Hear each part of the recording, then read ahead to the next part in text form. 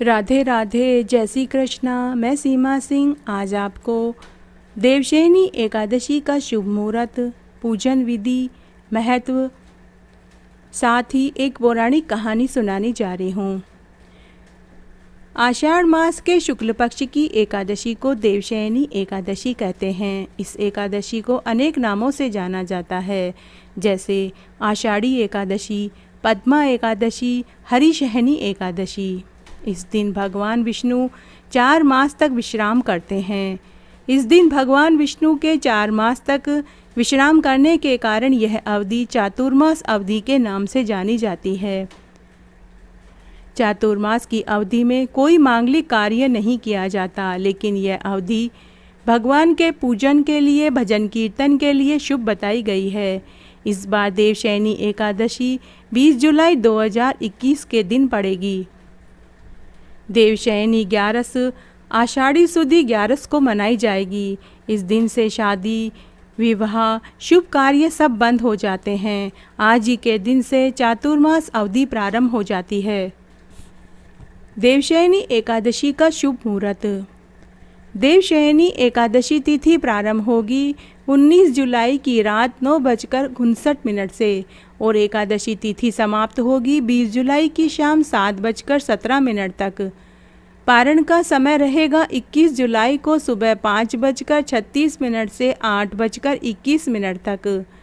देवशयनी एकादशी की पूजन विधि। जो भी मनुष्य एकादशी का व्रत करे तो उसे दशमी तिथि से ही व्रत का पालन शुरू कर देना चाहिए, क्योंकि व्रत दशमी तिथि से ही शुरू हो जाता है और इस बार देवशयनी एकादशी भी दशमी तिथि से ही शुरू हो जाएगी। इसलिए मनुष्य को चाहिए कि सूर्यास्त के पहले ही वह खाना खा ले। सूर्यास्त के बाद एकादशी का पालन करे और सूर्यास्त के बाद खाना भी नहीं खाना चाहिए। देवशयनी का व्रत करने वाले मनुष्य को सुबह ब्रह्म मुहूर्त में उठकर स्नान आदि करने के पश्चात सूर्य भगवान को अर्घ्य देना चाहिए। भगवान विष्णु की प्रतिमा के सामने व्रत का संकल्प लेना चाहिए और अपने घर में पूजा स्थान पर उचित साफ सफाई करनी चाहिए। भगवान विष्णु की प्रतिमा ऐसी होनी चाहिए जैसे उनके हाथों में शंख, चक्र, पद्म और गदा होवे। और विष्णु भगवान की प्रतिमा अगर ऐसी नहीं है तो यह जरूर ध्यान में रखें कि प्रतिमा खंडित नहीं होनी चाहिए। भगवान विष्णु की प्रतिमा आप पीतल की, सोने की या फिर आप तस्वीर भी ले सकते हैं। सबसे पहले भगवान विष्णु की प्रतिमा को गंगा जल से स्नान करावें। विष्णु भगवान को पीले वस्त्र ओढ़ाएं, पीले फूलों की माला पहनाएं, पीले चंदन का टीका लगावें, धूप दीप नैवेद्य चढ़ावें, नारियल चढ़ावें, घी का अखंड दीपक जलावें, मावे की पीली मिठाई रखें, ऋतुफल का भोग लगावें, विष्णु मंत्रों का जाप करें, साथ ही विष्णु आरती करें। आरती करते समय एक हाथ से घंटी बजाना न भूलें और कपूर भी जलावें। अंत में भगवान को तुलसी पत्र के साथ पान, सुपारी, लौंग, इलायची जरूर अर्पित करें। देवशयनी एकादशी का महत्व। देवशयनी एकादशी का व्रत करने से मनुष्य की सभी मनोकामनाएं पूरी होती हैं।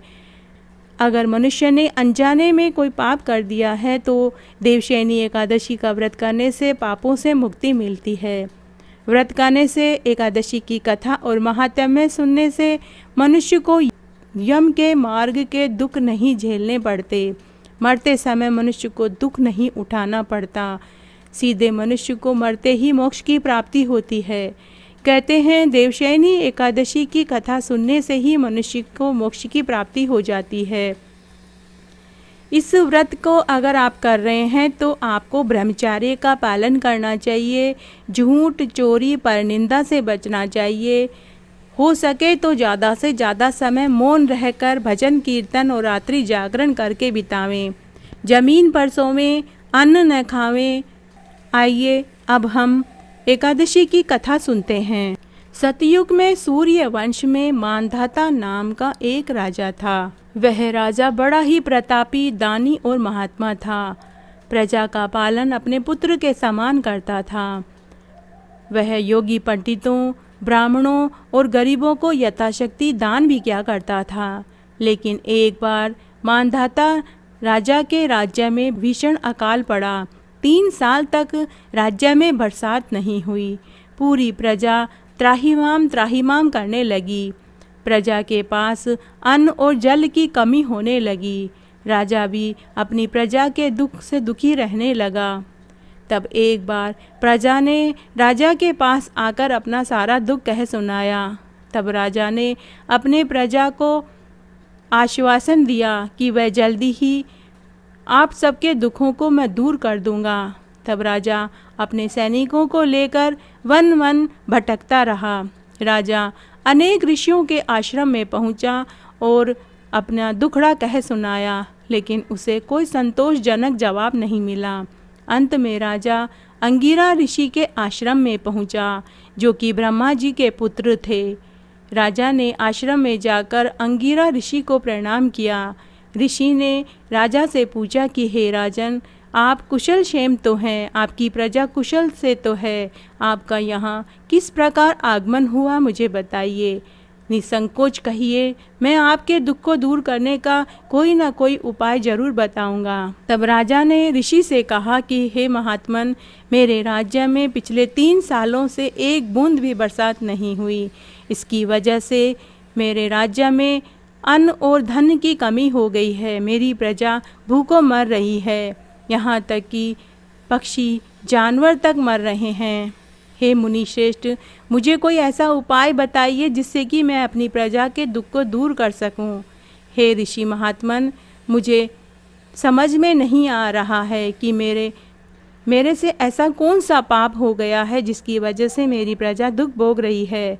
मैंने आज तक किसी का दिल नहीं दुखाया है, हमेशा गरीबों की मदद की है। ब्राह्मणों और योग्य पंडितों का मैंने हमेशा सम्मान किया है और हमेशा मैं दान पुण्य करता रहा हूँ। फिर ऐसे कौन सा पाप मुझसे हो गया है जिससे मेरी प्रजा दुख भोग रही है।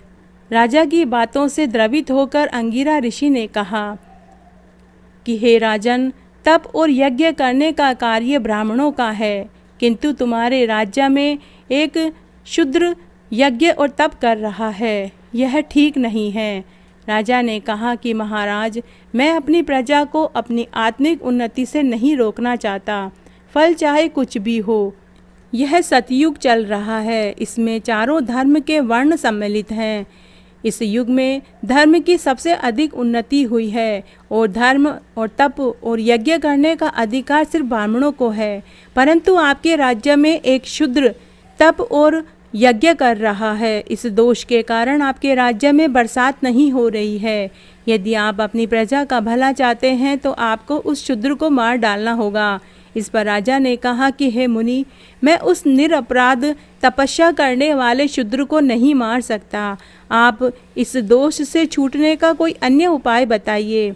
तब अंगिरा ऋषि बोले कि हे राजन, यदि तुम ऐसा चाहते हो तो आषाढ़ मास के शुक्ल पक्ष की पद्मा एकादशी का व्रत विधि पूर्वक करो। इस व्रत के प्रभाव से आपके राज्य में वर्षा होगी और खूब अच्छी फसल पैदा होगी और प्रजा सुखी हो जाएगी, क्योंकि इस एकादशी का व्रत सब सिद्धियों को देने वाला है, समस्त उपद्रवों को शांत करने वाला है। इस एकादशी का व्रत तुम अपनी पत्नी के साथ, पूरे प्रजा और सभी सेवकों के साथ करो। मुनि के वचनों को सुनकर राजा ने मुनि को प्रणाम किया और वापस नगर को आ गए।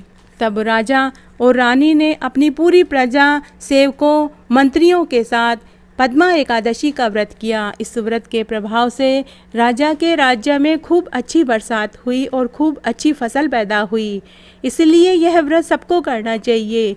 यह व्रत करने से इस लोक में भोग और परलोक में मुक्ति मिलती है। कथा को कहने और सुनने मात्र से ही मनुष्य के समस्त पाप नष्ट हो जाते हैं। तो इस प्रकार आज मैंने आपको देवशयनी एकादशी का शुभ मुहूर्त, पूजन विधि, महत्व और साथ ही एक पौराणिक कहानी सुनाई। आशा करती हूँ आपको यह जरूर पसंद आएगी। धन्यवाद।